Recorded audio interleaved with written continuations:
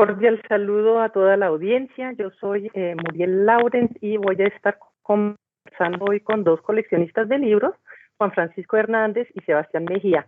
Lo que queremos es conversar alrededor de la exposición El Sello de Amberes, Libros Flamencos en Santa Fe, siglos XVI y XVII, que está en la Biblioteca Nacional de Colombia y en la Biblioteca Luis Ángel Arango. Abordaremos dos grandes cuestiones, el libro como afición y objeto, aprovechando los coleccionistas, y el libro como arma. Voy a presentar primero los conferencistas que están conmigo y empezamos después. Juan Francisco Hernández es abogado y administrador de empresas de la Universidad de los Andes, amante de la cultura, y desde los 13 años comenzó a reunir todo tipo de objetos, pasión que ha mantenido a lo largo de su vida y que se ha concentrado más en libros y pinturas.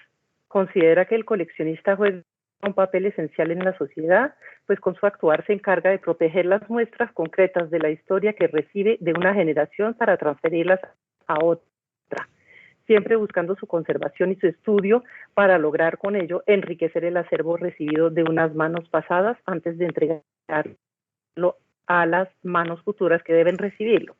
Lo importante aquí es subrayar que algunos de los libros que hacen parte de la exposición El Sello de Amberes son de la colección privada de Juan Francisco. También está con nosotros Sebastián Mejía Ramírez. Sebastián es doctor universitario adscrito a la Universidad de Afit, profesor de Lenguas y Literatura Clásica del pregrado en Filología Hispánica de la Universidad de Antioquia de Medellín, y es amante de los libros desde su adolescencia también. Su cercanía con los libros le ha permitido ser autor de diversos textos y conferencias para la Biblioteca Nacional de Colombia, así como para periódicos y boletines bibliográficos regionales. Sus intereses personales se enfocan en los libros antiguos europeos occidentales, así como en los libros libreros e historia editorial colombiana. Un gran saludo, Juan Francisco y Sebastián. Antes de empezar, tal vez quieren compartirnos algún...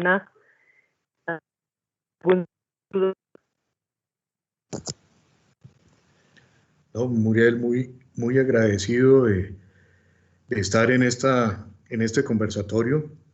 Me parece que este esfuerzo que se hizo en combinación de varias entidades, esencialmente la Biblioteca Nacional y la Biblioteca Luis Ángel Arango, constituye un hito dentro de la cultura colombiana, al haber seleccionado un tema tan especial para los que somos amantes de los libros como es las impresiones amberinas del siglo XVI y del siglo XVII.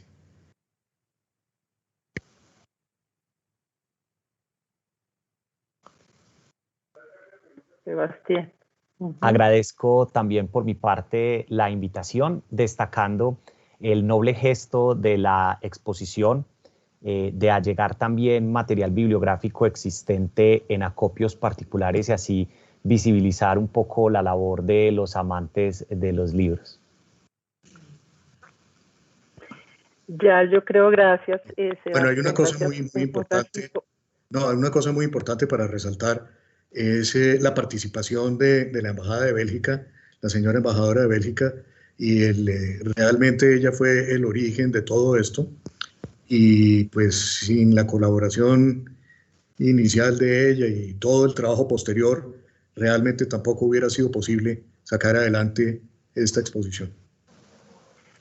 Exactamente, y contar también ahí con sus propios libros. Lo que va a ser interesantísimo para mí es entender mucho mejor, y para el público me imagino también, entender mucho mejor esa afición que ustedes tienen por los libros. Entonces empecemos por ahí. La idea es un poco hablar, y centrándonos obviamente en la calidad tipográfica de Amberes, en ese bello objeto que es el libro, ¿no? Y de la afición de ustedes al objeto libro, al bello objeto. En esa época, pues el libro es producido en un taller tipográfico, en un proceso largo, que le va dando valor a cada paso, y quiero que hablemos de eso a través de diferentes elementos: el papel, la tinta, la encuadernación, los tipos y los alfabetos. Eso lo estaremos viendo. Lo primero que quisiera empezar, Juan Francisco, es que nos hables un poco del papel, de la tinta, de esos insumos elementales. Aquí vemos pues, páginas a doble color.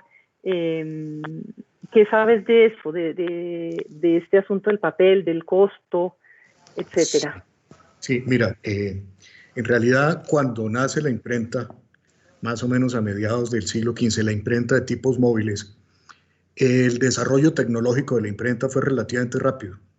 Sin embargo, siempre se encontraron con un escollo hasta el siglo XIX, en donde aparece por primera vez el papel de celulosa. Y es que hasta ese momento el papel se hacía de telas.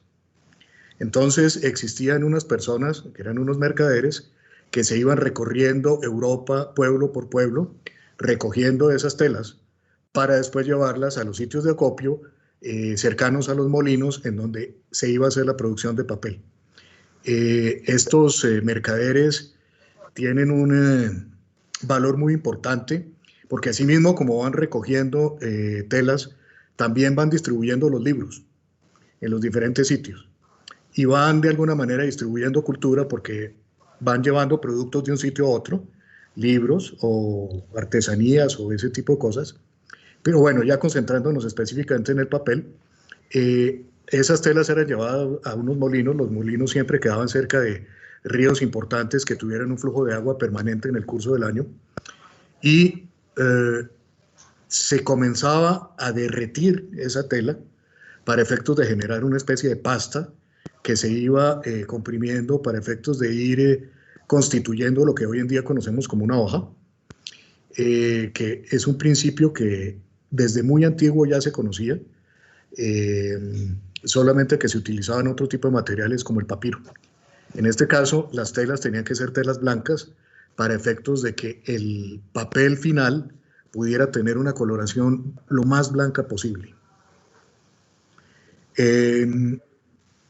Hago énfasis en eso porque la consecución de telas blancas era una tarea muy dispendiosa y hacer papel era algo sumamente costoso, tal como lo estoy mostrando, esos recorridos, esa consecución de las telas, llevarlos a sitios específicos, hacía que el papel fuera muy costoso y muy escaso. De manera que, aunque la técnica de impresión muy rápidamente estuvo en capacidad de generar volúmenes de libros relativamente importantes, siempre se vio como escollo el tema del papel. Qué interesante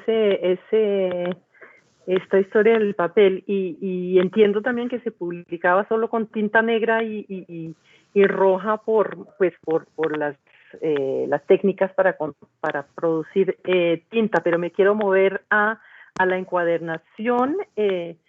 Sebastián, aquí tenemos ejemplos y quiero también que ahorita Juan Francisco nos muestre un ejemplo que tiene en su casa. Así, aquí tenemos materiales para la encuadernación, que son la madera, el cuero, el vitelo y los cierres.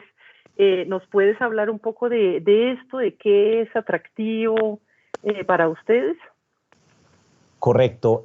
Antes de hablar específicamente sobre las funciones ornamentales y mecánicas de la encuadernación, disculpen, a mí me gustaría destacar que la afición por los libros suele caracterizarse generalmente por la atracción por los atributos físicos. Sin embargo, nos interesa también, al menos en mi caso personal, la relación entre la forma libro como continente de temáticas y fenómenos culturales que determinaron históricamente lo que somos hoy como mundo o como país. Para de pronto hacer hincapié en que el coleccionismo como práctica cultural, diría yo, holística, comprende no solamente los atributos físicos del libro, sino, por supuesto, sus atributos intelectuales o temáticos. Y en ese sentido, pues, los libros amberinos lo tienen todo, porque son una muy buena relación entre el barroco, el mundo flamenco, los saberes técnicos de aquel momento relacionados con la madera, con la platería, con la joyería, con los tintes, etcétera. Y bueno, pues así visibilizamos o vemos los coleccionistas los libros como un dechado de talentos innumerables. En relación con las encuadernaciones es muy importante destacar el factor técnico. de acuerdo con la protección de ese rectangulito de hojas impresas o manuscritas que es el libro, y cómo asumió históricamente diferentes formas para cubrirlo. La principal función de la encuadernación es proteger la integridad formal del libro y, por supuesto, las hojas impresas que constituyen su contenido. Para ello, generalmente se utilizan tapas de madera o cartón o hojitas, digamos, acartonadas para ir ganando el grosor al deseo del encuadernador, que son forradas con pieles que pueden ser también gofradas, estampadas o limpias, el famoso pergamino. Y en ese sentido, pues comienzan a desarrollarse históricamente técnicas de decorado, de forrado y de reconstrucción del bloque de hojas. Y bueno, todo eso hace parte como de los saberes generales de la encuadernación que los coleccionistas pues también observamos muy detenidamente. Entonces, gracias, Sebastián. Yo voy a pasar esta hoja para mostrar tamaños distintos mientras nos va Juan Francisco mostrando su ejemplar y me interesa ese ejercicio que nos puedes hacer de la madera, ¿no? Sí. Bueno, aquí vemos, por ejemplo, la pasta está forrada en cuero. Es un cuero repujado que en algún momento tuvo unas decoraciones doradas, pero para proteger las puntas del libro, que son las partes más sensibles, se utilizan unas cantoneras metálicas, cuyo trabajo es un trabajo muy similar al de las piezas de platería de esa época. Igualmente, tenían unos herrajes para efectos de poder mantener el libro cerrado. Aquí tal vez se ven lo que fueron los herrajes, para poder mantener el libro cerrado y así protegerlo del polvo y de la humedad. Las pastas en madera se forraban en cuero por fuera y en papel por dentro. Vemos un ejemplo de lo que hablaba Sebastián. Este es un libro del siglo XVI, en donde se ve claramente el trabajo del cuero. Es un cuero repujado, que en algún momento tuvo algunas decoraciones doradas, y para efectos de protección del libro, en las esquinas existen unas cantoneras metálicas con unos trabajos sumamente elaborados, muy similares a los de la platería de esa época, de la platería y la orfebrería de esa época. En este caso en particular, la pasta es en madera, forrada en cuero por fuera y en papel por dentro. Una cosa interesante con respecto a lo que hablaba Muriel es el tema del tamaño de los libros.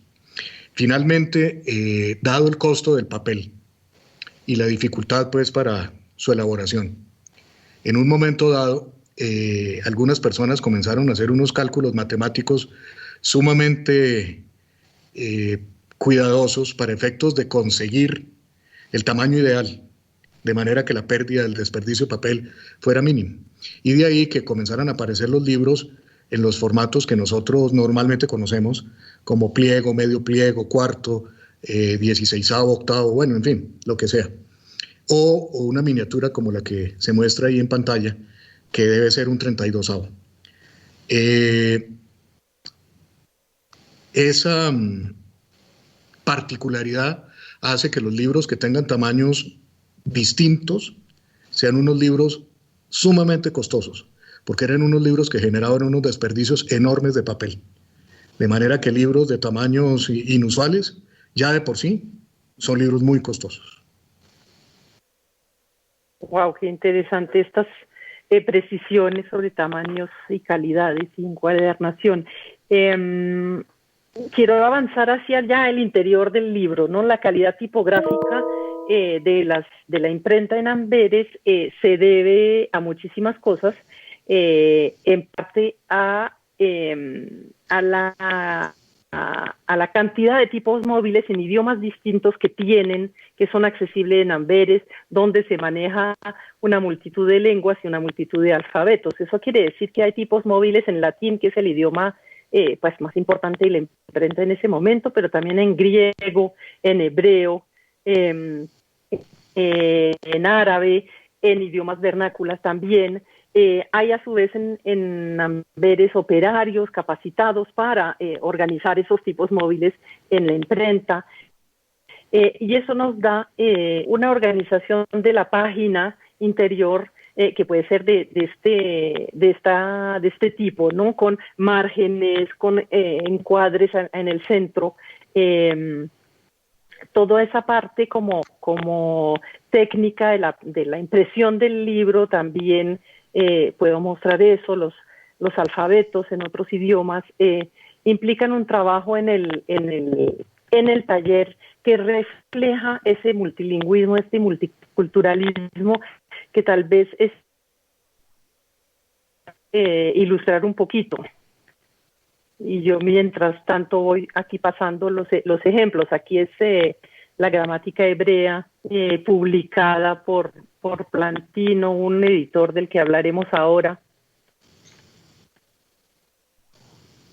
Correcto. Ejemplo de ese multiculturalismo son los libros impresos en una enorme cantidad de lenguas, el francés, el flamenco, el hebreo, el castellano, el griego y el latín, por citar algunos ejemplos. Todas lenguas que sustentaban actividades comerciales, científicas, teológicas o intelectuales universitarias que encontraron acogida en las imprentas amberinas. Pensemos que para cada lengua debían fundirse correctamente los caracteres y signos diacríticos que le dan sentido a cada lengua en una labor artesanal absolutamente dispendiosa.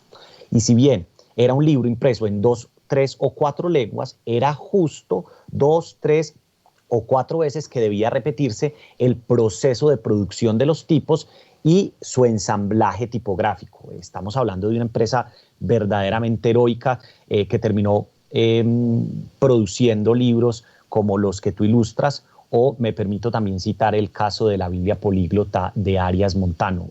Uno la ve y pues generalmente no sorprende el libro en la actualidad porque es un objeto suficientemente cotidiano, pero cercano a su momento de existencia y de primera producción y comercialización. Había ahí una cantidad enorme de talentos y una cantidad enorme de esfuerzos por cuidar el contenido de los textos, incluso desde el punto de vista de la filología comparada, de permitir mostrarle al lector diferentes versiones, diría yo, lingüísticas de una idea, y eso reposa en los libros amberinos. Y fíjate que yo busqué esa Biblia políglota de la que hablas, de Arias Montano, publicada por Plantini, y no la he encontrado. No sé si estará en otra biblioteca bogotana o del país, de la antigua Nueva Granada, pero no la he encontrado. Así que no la he visto sino en pantalla. Me muevo hacia el grabado, ¿no? Porque hasta ahora hemos hablado del texto, acabamos de hablar de texto en distintos idiomas, que es fascinante, pero también hay todo el tema de los grabados que acompañan estos textos. La cercanía de los talleres tipográficos con talleres de pintores y grabadores, donde los pintores hacen dibujos, los grabadores tallan, es clave, ¿no? El Amberes es en ese momento, y en Flandes en general, en el siglo XVI y XVII, es un centro artístico donde hay un gremio consolidado. Tenemos pintores como Rubens, para empezar por él, pero también otros, Quilinius, Valonius, y hay grabadores como Butas, Galé, Neff, Collard, que son en general familias, ¿no? Donde se desarrollan estas artes. Aquí pues muestro una marca impresor con las famosas cigüeñas, que han sido la marca, digamos, de la exposición, pero también está este frontispicio cuyo dibujo es de Rubens. No sé, Juan Francisco, si tú nos quieres hablar de este mundo, de la cercanía de los grabadores y pintores con los talleres. Claro. Mira, cuando el libro nace, normalmente lo que se llaman incunables son de unas presentaciones muy sencillas. Comienzan de alguna manera a desarrollarse unas marcas de los impresores y son como unas primeras muestras de esas inclusiones de imágenes dentro de los libros. Más adelante comienza a desarrollarse una alianza entre grabadores e impresores. Inicialmente para hacer unos bonitos frontispicios o para decorar de alguna manera el libro, inicialmente como para mostrarle a la persona que iba a leer ese libro la importancia del mismo. Normalmente esas imágenes tenían algún significado, eran unos emblemas, más que simple decoración eran emblemas, que quien supiera entenderlos ya inmediatamente sabía de qué iba a tratar el libro. En la medida en que se va desarrollando la técnica, esos frontispicios comienzan a incluirse de otra manera en el texto del libro y comienzan a desarrollarse ahí sí ya las alianzas entre grabadores e impresores. Los grabadores pues se dedicaban a hacer imágenes de tipo ilustrativo, por ejemplo, escenas de guerras, o de tipo laudatorio, por ejemplo, retratos de personajes importantes, de tipo geográfico, entonces aparecen los mapas, las cartas náuticas, ese tipo de cosas, o de tipo pedagógico, por ejemplo, los libros de botánica, los libros de medicina, los libros de matemáticas que incluyen a veces planos y cosas de ese estilo. Esa asociación se hace cada vez más notoria y es en Alemania donde surge esa primera asociación importante, básicamente con Martín Lutero. Algunas personas cercanas a Martín Lutero comienzan a producir grabados para sus libros, como Lucas Cranach, el mismo Alberto Durero o Hans Holbein. Esa experiencia exitosa de Alemania se traslada rápidamente a Flandes y comienzan a aparecer los talleres de grabadores que tú ya mencionabas, y con otros que son muy importantes específicamente para el caso nuestro, la Nueva Granada, como son los de Sadeler, los de Bosberg, de Birix o de Gale, que producen imágenes que luego son repetidas aquí en las pinturas nuestras de los siglos XVI, XVII y XVIII, de manera que pues ahí se muestra una enorme influencia de la imprenta amberina en la cultura neogranadina. Es en 1612 cuando se establece una alianza muy importante del impresor más importante, tal vez el impresor más importante de Europa en ese momento, que era el señor Plantin o Plantini, con Rubens. En 1612 aparece esa unión. Rubens es un pintor sumamente acreditado e igualmente muy costoso, de manera que los libros que comienzan a introducir imágenes de Rubens también comienzan a ser no solamente unas obras de arte muy apetecidas, sino además también extremadamente costosas.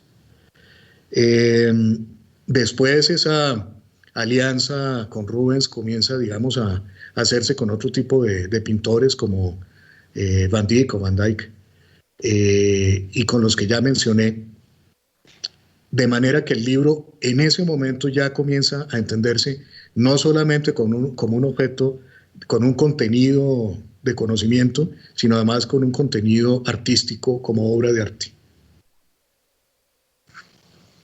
Gracias, Juan Francisco. Ahí pasé a la imagen del Museo Plantini de Moretus, que es el que acabas de nombrar, ¿no? Cristóbal Plantin es el que crea esa oficina plantiniana en Amberes, es un francés, pero se instala en Amberes por la centralidad de Amberes para pues lo que hablamos de los idiomas, de la calidad de los artesanos que encuentra, el estar, y ya lo hablaremos mucho más, en los Países Bajos españoles, ¿no? En el centro católico, pues uno de los centros de la monarquía española. Esa oficina de Plantini entonces empieza por Cristóbal Plantin y la van a operar sus descendientes, los Moretus, por lo que conocemos ese lugar, esa editorial como Plantino Moretus.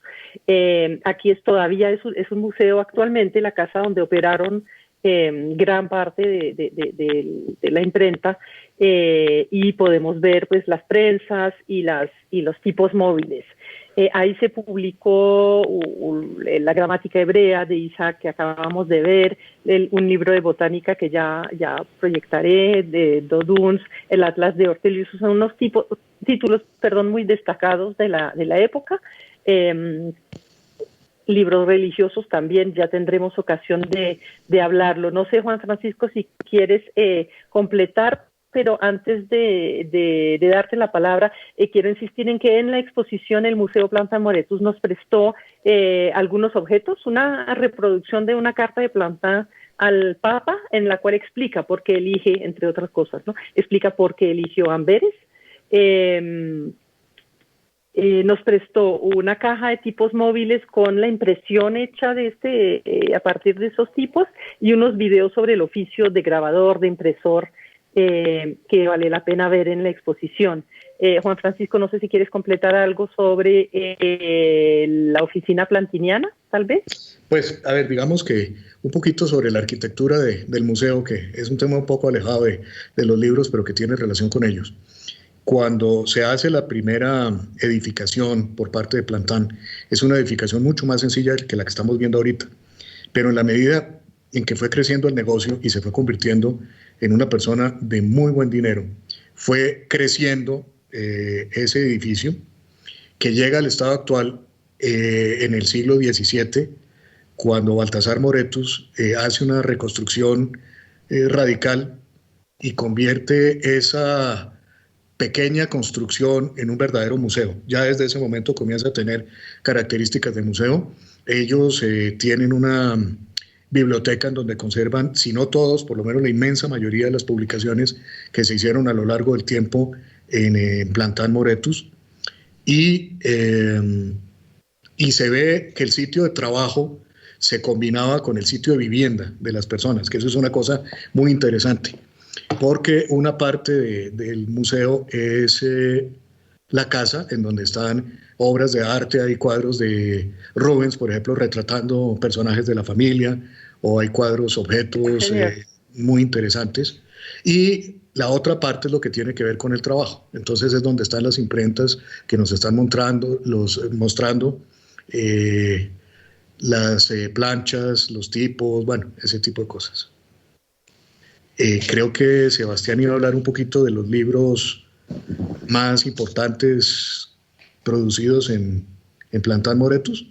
Sí, antes específicamente de ese comentario, yo quisiera agregar que, digamos, manifestar públicamente un comentario quizá utópico o irónico que compartimos entre nosotros, quienes disfrutamos del libro, y es el siguiente hecho: si existe el Museo Plantin Moretus, y es una gran institución, incluso turística, por no decir cultural, pues qué tanto mereceríamos nosotros en Colombia quizá pensar en una futura idea de construir como sociedad en la ciudad de Cartagena el Museo Espinosa de los Monteros. Tenemos nosotros también unas tradiciones tipográficas y digamos familiares y dinásticas de producción del libro absolutamente valederas en relación con la memoria histórica de nuestra cultura impresa. Y pues bueno, soñando y mirando un poco hacia el interior de nuestro país, que el Museo Plantin pone ejemplos bellísimos que pueden replicarse en muchos otros lugares en donde la imprenta fue importante y bueno, pues todavía no ocurren lugares como el que el museo ejemplifica. Perdón, una anotación también adicional. Así como Plantin Moretus fue una serie sucesiva de personas de la familia que se encargan de eso, Sebastián menciona a los Espinosa de los Monteros. La familia Espinosa de los Monteros desde España ya tiene tradición de impresores, y cuando llegan a América se ubican en México, se ubican en Perú, se ubican en la Nueva Granada y continúan con esa tradición hasta bien entrado el siglo XIX, en donde ya el apellido Espinosa de los Monteros desaparece y se convierte simplemente en Espinosa. Pero digamos que el tema de libros muchas veces implica generaciones dedicadas a eso. Y eso es algo muy totalmente curioso.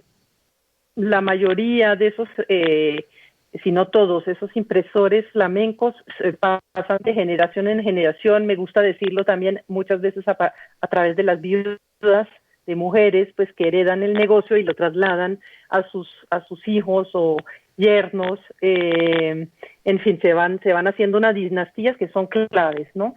Yo quisiera ir cerrando esa primera parte del libro como a ficción con ese tema que yo sé que le interesa mucho a Sebastián, y es la relación entre lo impreso y lo manuscrito, ¿no? En esos libros impresos encontramos como muestras de lo manoseado que fueron, es decir, fueron usados y se dejaron en esos libros unas anotaciones manuscritas. Aquí pues hay varias, no sé si nos quisieras como decir algo de eso, Sebastián,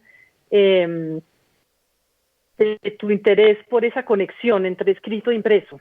Sí, correcto. Los estudios tradicionales sobre el libro y la cultura impresa generalmente se interesan por la producción del material bibliográfico, y una especie como de nuevo giro o enfoque promocionado por la bibliografía material a partir de mediados del siglo XX, comenzó a interesarse y a hacerle preguntas al libro, no sobre su producción y sus artes, mencionábamos ahorita el encuadernador, el platero, etcétera, sino por su circulación.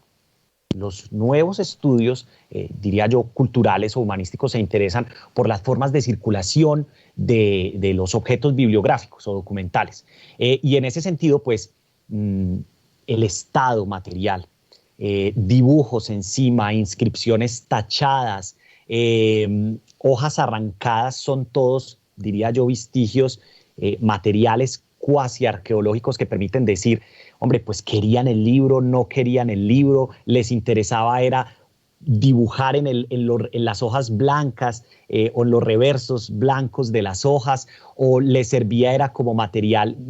Ocurrió en muchos lugares de América en que, por ejemplo, carecían de papel para la emisión de documentos oficiales, y entonces arrancaban hojas blancas de los libros, sellaban con papel sellado, es decir, autenticaban legalmente el papel para emitir sobre ellos decretos o copias de edictos de reales audiencias, etcétera. De manera pues que en el estado y en las formas de su tratamiento, que son propias de su circulación y no de su producción, pues también hay una cantidad de respuestas o de hechos sobre los que se pueden formular hipótesis bastante interesantes.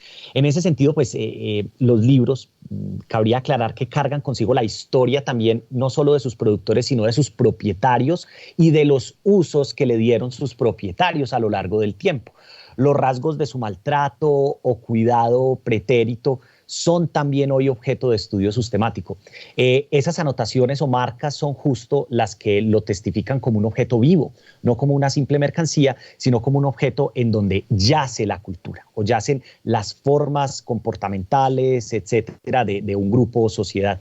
Y es entonces que notemos, por poner un ejemplo, podríamos observar cómo algunos de los libros de la exposición muestran su trasegar por diferentes conventos, seminarios, congregaciones o colegios antes de llegar a nuestras bibliotecas públicas. Y está ahí el rastro de su pasado, y a través de elementos de circulación y no necesariamente de su producción material, pues eso puede ser reconstruido en pro de obtener información sobre los lugares a los que esos libros llegaron y las formas en las que la llegada de esos libros pues enriqueció, digamos, un poco nuestra cultura letrada, nuestra institucionalidad o nuestra cultura intelectual. Y la diapositiva que presentas es un ejemplo perfecto de lo que yo trato de ilustrar. A mí me resulta absolutamente interesante ese tema de la combinación entre lo escrito y lo manuscrito y el uso del libro, no solamente pues el bello objeto, pero también el uso que hicieron, el consumo que se hizo de ese libro, ¿no? De estos libros. Ya me parece que podemos ir cerrando pues el tema de la ficción, pero para pasar al tema del libro como arma, ¿no? Esos libros tienen todo un contexto en el que fueron producidos que generará su uso posterior, pero quiero que revisemos del libro como arma, aprovechándolos a ustedes. ¿Por qué ese libro, por qué lo conecto en este momento en que tú nos hablas de lo manuscrito? Porque uno de esas, por ejemplo, en el Canioneri ahí hay un expurgo. Dice expurgado según el expurgo de tal año, de 1747 en este caso. Y quiero un poco que revisemos esto por qué lo anotaban ahí, qué es lo que pasa, por qué estoy hablando de arma. Entonces nos voy a ubicar con unas cifras donde yo sé que, unas fechas, perdón, donde yo sé que Juan Francisco me va a ayudar ahí. El Concilio del Trento es un momento importante que marca el inicio de la Contrarreforma. Recordemos que estamos en los Países Bajos meridionales, que son españoles, que sean parte de la monarquía hispánica, al mismo tiempo que el nuevo Reino de Granada. Por eso es que hay circulación entre Flandes, Amberes y el nuevo reino de Granada, pasando por España, y España va a ser un lugar de convicción de la contrarreforma, ¿no? Y España, la corona española, le va a entregar a algunos impresores flamencos el derecho de hacer libros típicos de la contrarreforma. Juan Francisco, la Iglesia Católica tenía unos índices de libros prohibidos. Tú ya nos hablaste de Martín Lutero. Puedes ubicarnos ahí también en tensiones entre órdenes religiosas, en estos libros religiosos, para que podamos como explorar ese mundo del libro como arma. Sí, señora, mira, yo creo que para comenzar nos toca ir un poco hacia atrás y volver a la figura de Martín Lutero, que es fundamental en el papel de reformador, y como es una persona que comienza con una ideología nueva, podríamos llamarla contestataria frente a Roma, él comienza a tener un gran poder y es reclamado en muchos sitios para que vaya y le hable a la gente. Sin embargo, pues es obvio que eso resulta imposible, y él encuentra en la imprenta un arma sumamente eficaz para poder propagar su pensamiento sin necesidad de estar presente. Y las imprentas alemanas protestantes, las imprentas suizas, comienzan a generar una cantidad enorme de libros transmitiendo el pensamiento protestante. Al principio Roma no le para muchas bolas al asunto y comienza a reunir el famoso Concilio de Trento, que es un concilio prácticamente inoperante en sus primeros años, pero en la medida en que el protestantismo va avanzando, Roma cae en cuenta del problema que se está generando y le mete todo el impulso. ¿Qué hace el Concilio de Trento? Básicamente lo que se llamó la contrarreforma. Y en esa contrarreforma, ¿qué hace? Comenzar a atacar los principios fundamentales del protestantismo.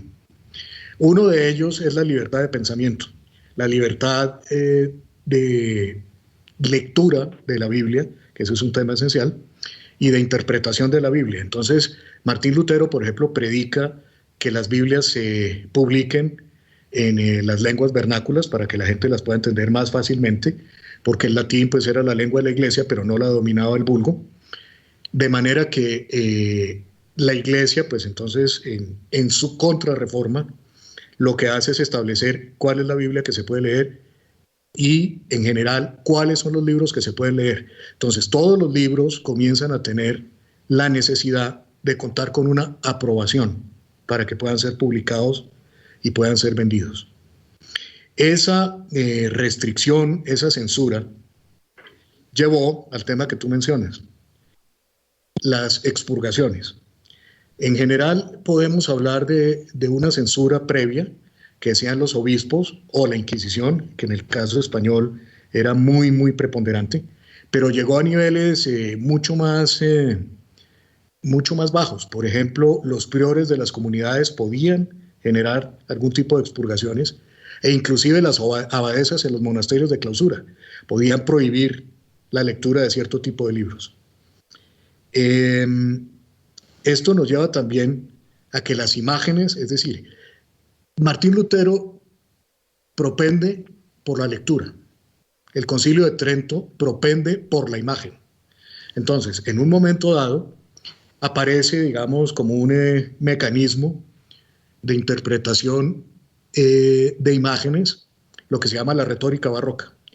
O sea, la retórica barroca es la forma de expresar a través de imágenes contenidos de alguna naturaleza. Entonces comienzan a aparecer unos cuadros que cuentan historias.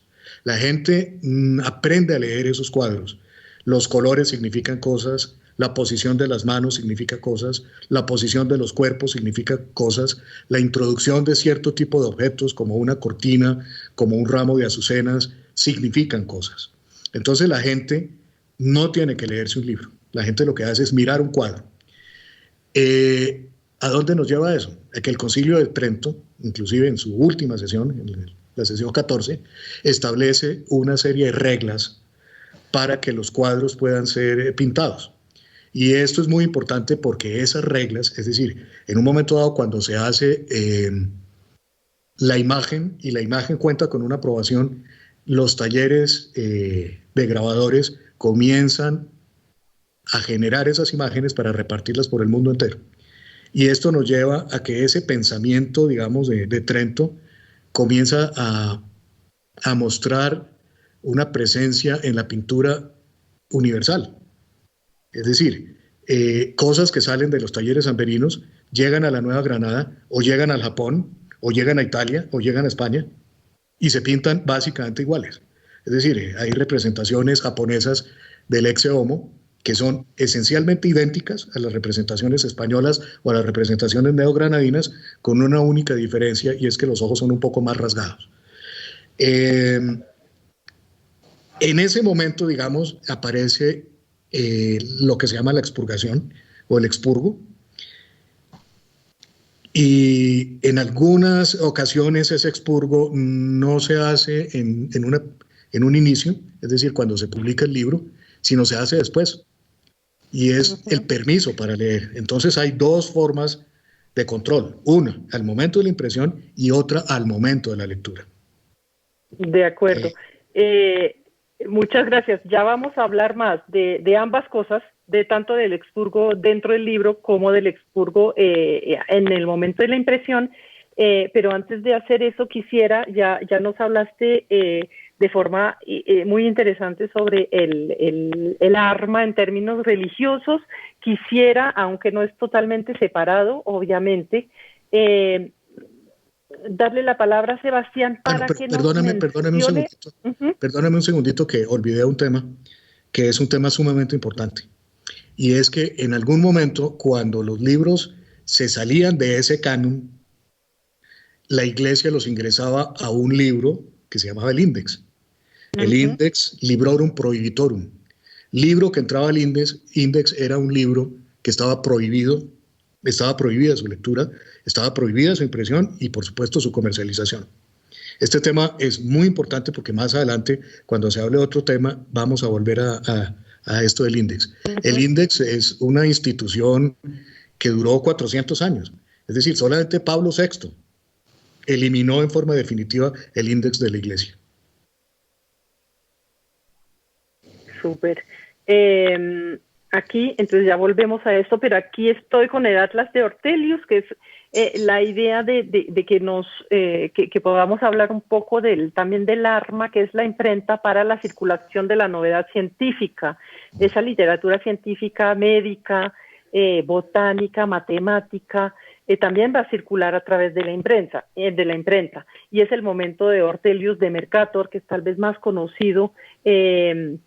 Aquí mientras Sebastián nos habla de este tipo de arma en términos de circulación de ideas nuevas o retrabajadas, voy a pasar algunas de esas imágenes de estos libros. Pero Sebastián, si nos comentas ese papel de la imprenta. Maravilloso, claro que sí. Yo quiero puntualizar 3 comentarios. El primero, tan importante fue, a propósito del comentario de Juan Francisco, tan importante fue el Index como institución, que recordemos llegó a acoger hacia el año 1912 obras del político liberal colombiano Rafael Uribe Uribe, si pensamos un poco en las consecuencias o largas de esa institución.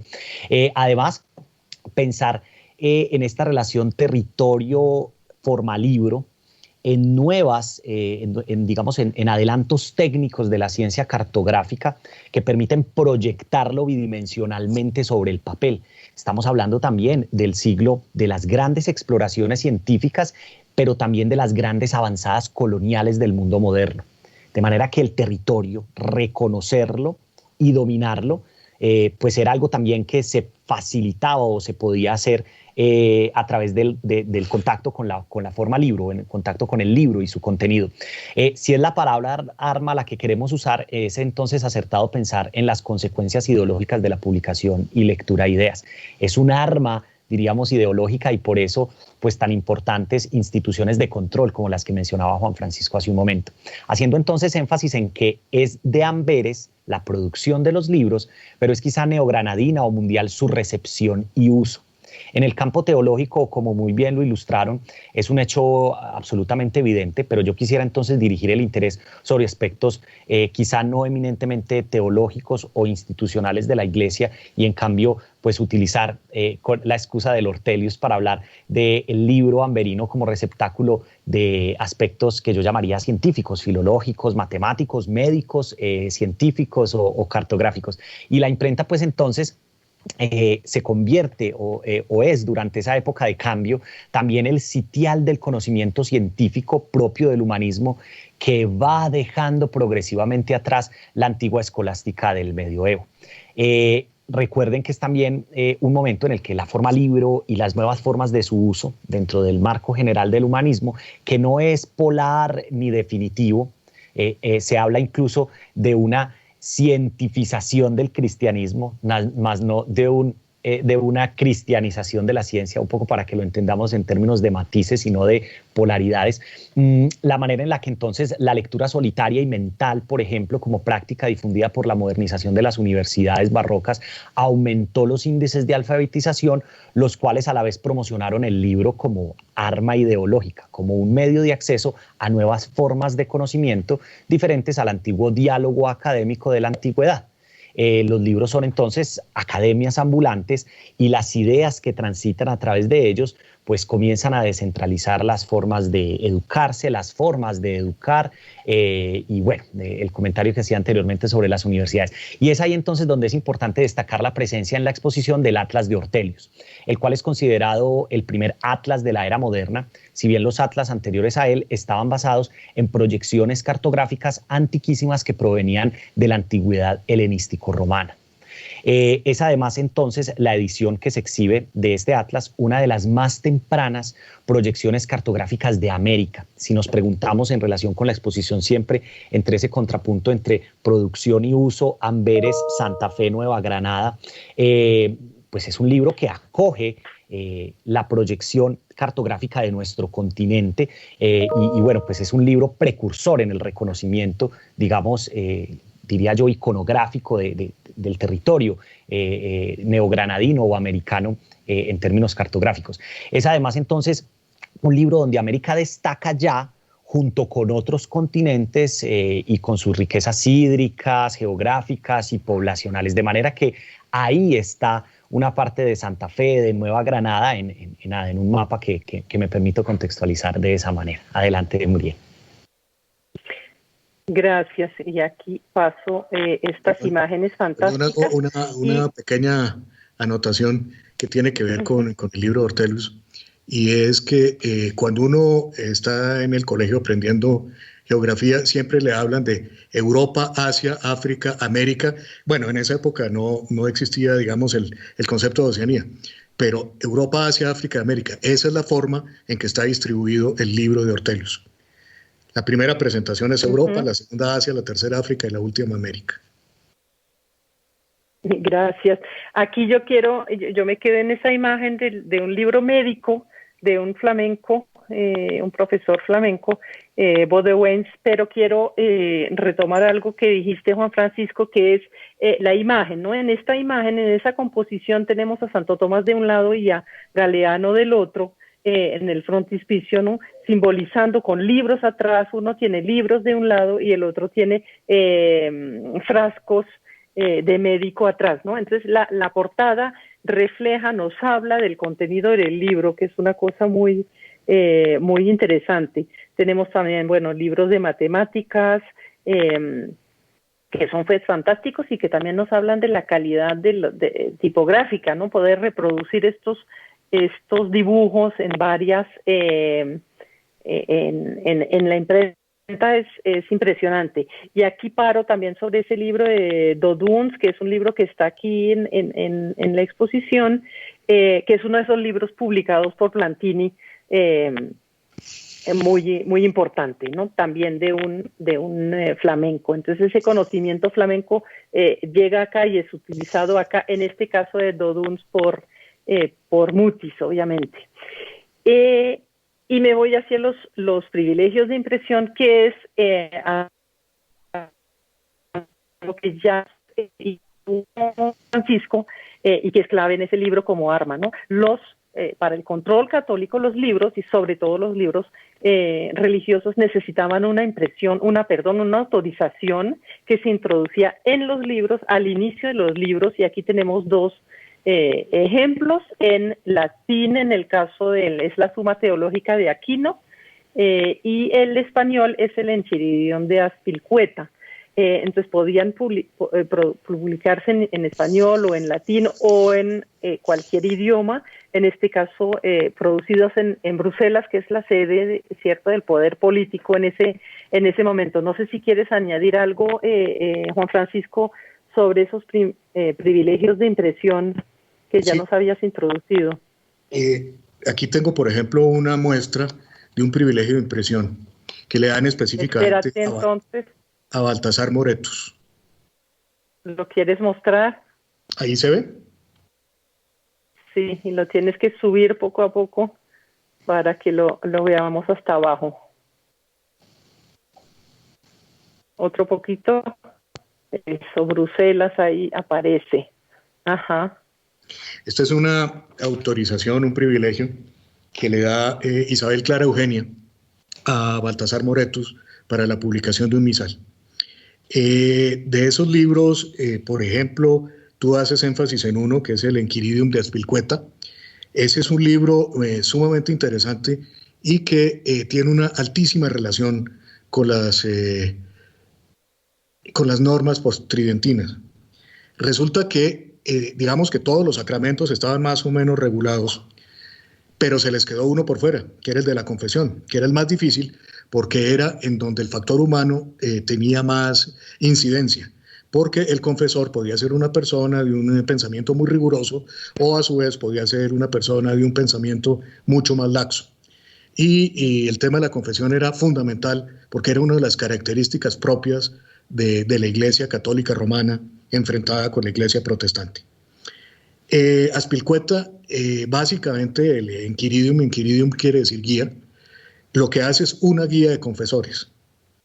En ese libro básicamente lo que se generan son pautas para entender los pecados y para administrar la absolución a esos pecados, señalando pues la gravedad de los pecados, los que van contra los 10 mandamientos, los que van contra los mandamientos de la Iglesia, los que van contra los sacramentos, los que van contra los pecados capitales, o no los que van contra, sino precisamente los pecados capitales, y finalmente los pecados veniales. Insisto, ese libro es una clara muestra del control absoluto que trató de imponer el Concilio de Trento sobre el pensamiento occidental católico. Gracias. Y es justamente por un privilegio de impresión, pero por su inexistencia, que vamos que los investigadores han encontrado que el siguiente libro del que vamos a hablar, el de Lucas Hernández de Piedrahita, que es atribuido a la casa editorial Verdusen, que se atribuye, el mismo libro dice ser de la casa Verdusen, pero realmente no lo es, y quiero que hablemos de eso, porque fue a través de la inexistencia del privilegio de impresión flamenco. El privilegio de impresión que hay en ese libro es español, no es de Flandes, no es de Bruselas. Empieza a surgir por esta inexistencia la duda sobre la falsificación de esta obra, que dice ser de Amberes, pero realmente está aseverado que es de Sevilla por un impresor López de Haro, que quiso entonces copiar la calidad de los grabados y de la edición amberina. Aquí, antes de dar la palabra a Sebastián, que conoce muy bien ese libro, quiero que comparemos, por ejemplo, con la hoja impresa, la calidad del grabado de la capital, por ejemplo, y lo chueco que está el libro. No es solamente la foto, es la hoja está así. No solía suceder eso en los libros amberinos, que estaban supremamente atentos a cómo se presentaba. Entonces eso para hablar, bueno, de la importancia de los privilegios de impresión y en este caso de la falsificación, y ahorita hablamos de otro tipo de falsificación, pero Sebastián, es tan importante esta obra de Lucas Fernández de Piedrahita que igual pues la pusimos en la exposición y quisiera que nos ilustres un poco sobre ella. Correcto. Estamos entonces ante un caso de falsificación. Hay en la bibliografía material unos nombres un poco más eufemísticos, dicen counterfeit o una edición contrafacta, pero básicamente es un libro que quiere pasar por libro amberino, pero pues de hecho en términos de su producción no lo es. Eso no es el único caso, quizás es el caso más icónico en relación con la historiografía de la Nueva Granada, pero ocurrió mucho y ocurrió también muy frecuentemente en el ámbito, por ejemplo, de la Revolución Francesa. El hecho de falsificar tiene también una especie como de razón ideológica. Primero, está cobijándose bajo el permiso a otro impresor, y voy a decirlo de manera muy coloquial, es pasar de agaches sin pedir permiso y el privilegio y la tasa y etcétera, de manera que está cobijándose en un privilegio que se le dio a otra persona, y eso significa no tener que pedir permiso, no tener que esperarlo o incluso no tener que pagar una especie de impuesto para la impresión de la obra. Por ese lado ya vemos una especie de justificaciones fácticas para que se falsifique, pero además falsificar libros era utilizado, digamos, de manera un poco más aguda, con la intención de introducir en estos libros que posan de amberinos pequeñas, digo yo, pequeños guiños ideológicos que cambian levemente el contenido. En este caso no es una reedición, lo digo en el caso de las reediciones, en el cual entonces falsificar es una forma subterfugia de contaminar el contenido. Y bueno, ahí pues la razón por la cual hay libros falsos, hay libros falsificados, ¿no es cierto? Aquí esta relación que tenemos entonces entre un libro producido al parecer en Sevilla que trata de pasar por amberino y bueno, aquí ya hablo yo como lector de Lucas Fernández de Piedrahita y queriéndolo destacar por una cuestión histórica. Muchos de los textos sobre la historia de nuestra conquista se produjeron de manera manuscrita y vieron la letra de molde muchísimos años después de su escritura. El caso, por ejemplo, de Rivero, de Simón o de Rodríguez Freile. El libro de Fernández de Piedrahita supera esa tendencia y se publica muy cerca al tiempo vital de su autor. Se publica, es decir, de la forma libro. Y además se publica con unos muy importantes grabados que recrean imaginativamente el territorio santafereño, los caciques y las guerras indígenas o las guerras, digamos, indígenas previas al momento de la conquista. De manera que publicarlo, sea falso o no, publicarlo implicó ornamentarlo con saber de la imagen, con un saber iconográfico que es absolutamente, digamos, valioso también en términos del acompañamiento del texto, porque le da presencia iconográfica a los regentes que normalmente no son visibilizados en los libros de las crónicas de Indias. Es un libro entonces que tipográfica e iconográficamente supera por mucho en su confección a libros con los que podríamos compararlos. Yo traigo aquí un caso específico. La primera edición de las elegías de castellanos, elegías de ilustres varones de Indias, me corrige Juan Francisco. De varones ilustres de Indias. Correcto, de Juan de Castellanos, que impresa en España en 1589, pues destaca por ser uno, sino el más, de los libros líricos más largos de la literatura castellana, pero su factura es bastante precaria comparada al menos con el caso de la edición de Verdusen de Fernández de Piedrahita. De manera que es un libro incluso que marca un hito en la forma de producir materialmente lo que yo llamaría nuestro saber historiográfico, es decir, los libros sobre historia de constitución colonial del territorio. Y ahí pues entonces destaco del libro de Fernández de Piedrahita también ser un libro contemporáneo a la famosa leyenda negra sobre la conquista, que fue en gran medida un proceso mediatizado por la imprenta y bueno, con el que convive en términos, digamos, ligeramente contemporáneos la producción del libro de Fernández de Piedrahita y todas las ediciones, cito aquí específicamente en relación con la leyenda negra, las ediciones o los libros producidos por la Casa de Brie o de Bray. Y bueno, el libro entonces asegura por escrito en su pie de imprenta ser escrito en Amberes, pero sospechamos que se produjo en Sevilla. Y bueno, pues digamos que trae, miren, yo hablo, perdón, con mucha emoción de un solo libro, porque miren todo lo que trae en términos de preguntas y de investigación un solo libro: los atributos de la imagen, su relación con el texto, que sea falso, que conviva contemporáneamente con fenómenos ideológicos o políticos como la leyenda negra, y que además incluya, digamos, una técnica específica de su confección, que lo hace definitivamente pues un libro muy importante, no solamente como objeto suntuario, sino también como objeto cultural que carga sobre él, a su llegada a América también. Pues este es un ejemplar, si no estoy mal, de la Biblioteca Nacional. Todo esto, ¿qué trae un libro consigo? Es también una especie como de idea general con la que cierro el comentario, Muriel. Gracias, Sebastián. Este libro está en las dos bibliotecas, en la Luis Ángel y en la Biblioteca Nacional, por su importancia, ¿no? Justamente para la historia nacional, se podría decir. Y imagínate que en los pasados días he tenido ocasión de hablar con una colega de historiadora del arte que trabaja sobre, que se llama Olga Acosta, que trabaja sobre la portada en términos en esos frontispicios. Hay 3 en ese libro, que trabaja sobre qué representa, ¿no?, el grabado que nos dice. Y ella ha estado averiguando con el especialista también, Karl Langebeck, que es especialista de la conquista y de los indígenas.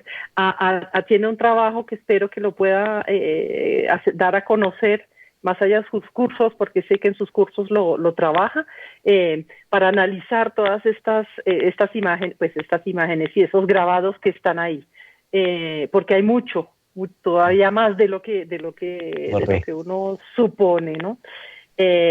Bueno, me voy a ir hasta otro caso distinto también de, bueno, falsificación entre, sí, lo que dices es muy importante, ¿no? No quiere decir que el libro sea falso, es decir, es un libro que existe, claro, uno puede dudar de su contenido, pero por otros motivos.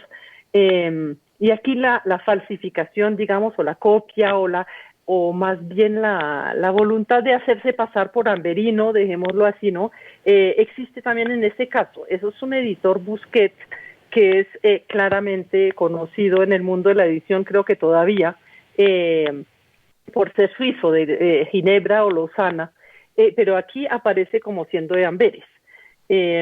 También vemos una calidad, ¿no? El dibujito ahí es muy sencillo, pues la ilustración es muy sencillo. Entonces aquí la voluntad de hacerse pasar por Amberino es totalmente metido en el tema de la contrarreforma, del que ya hablamos mucho, ¿no? Pero es la idea de querer evitar la revisión inquisitorial, porque siendo Amberino, pues casi que tiene ese visto bueno de entrada, ¿no? Por ser parte del mundo español, mientras que algo publicado en Lozano, en Ginebra, pues no tiene esa posibilidad. Aquí estamos, es un texto de un jesuita, entonces pues probablemente el contenido no tiene ningún problema, pero llama la atención ese uso de Amberes, ¿no? No sé si aquí, Juan Francisco, quisieras completar lo que digo sobre ese caso y sobre entonces el recurso a Amberes como posibilidad para evitar la revisión de la Inquisición. Sí, tal como lo señalaba Sebastián, muchas veces eso se utilizaba no tanto para saltarse, digamos, los privilegios y los pagos, sino simplemente para meter dentro del libro contenidos que estaban prohibidos. Es decir, cambiar un poco el texto para efectos de dar una idea nueva sobre el libro. En este del padre que tú mencionas, es posible que si uno compara los dos textos, con seguridad va a encontrar que en esos sermones hay ideas que no son propiamente ideas jesuíticas, sino eventualmente pueden ser ideas protestantes. Eso es una cosa muy, muy común, que se introduzcan algunas modificaciones en los textos, o inclusive copias vergonzosas de las Biblias protestantes, por ejemplo, la famosa Biblia del Oso, que después en una posterior edición la copian y simplemente lo que hacen es cambiar el orden de los libros y no más. Entonces, ese tema de la falsificación y del irrespeto a los derechos de autor es sumamente frecuente.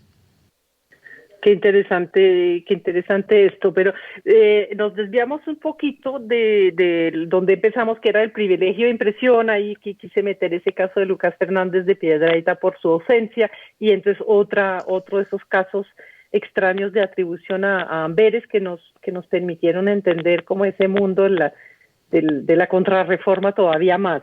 Ahora me quiero pasar a un último texto que ya, un último tema, que es la expurgación, sobre la cual ya hemos hablado un poquito, pero Juan Francisco, quiero que ahondemos más todavía con este caso de Justo Lipsio, ¿no? Este es el libro que yo he encontrado con más expurgación. Ya les muestro la página. Aquí en la portada tenemos la indicación de que fue expurgado, conforme al expurgo de 1700, estoy confundida, si es 17 o 12 en este momento, y nos dice que fue la firma nos dice que es un señor franciscano, Fray Barroso, que utilizando el índex vigente expurga el libro.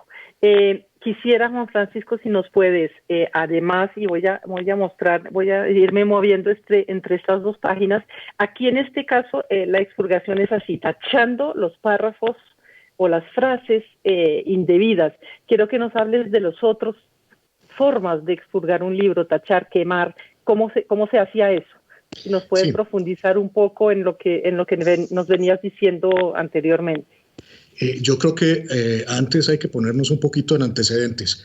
¿Por qué este libro en particular sufrió esa expurgación tan sumamente exhaustiva? Por favor. Para eso tenemos que saber quién era el señor Justo Lipsio.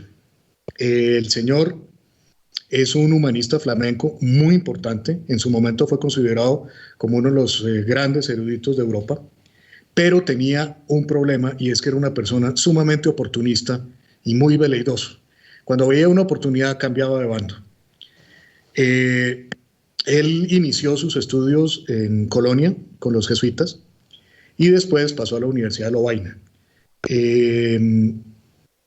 Saliendo de la Universidad de Lovaina se fue a trabajar a Roma con un cardenal, el cardenal Granvella, y ahí tuvo acceso a textos de las bibliotecas vaticanas, Farnesio, Sforza, y eso le ayudó a consolidar un pensamiento grecorromano muy importante, y sobre todo fundado en los libros originales, en los textos originales.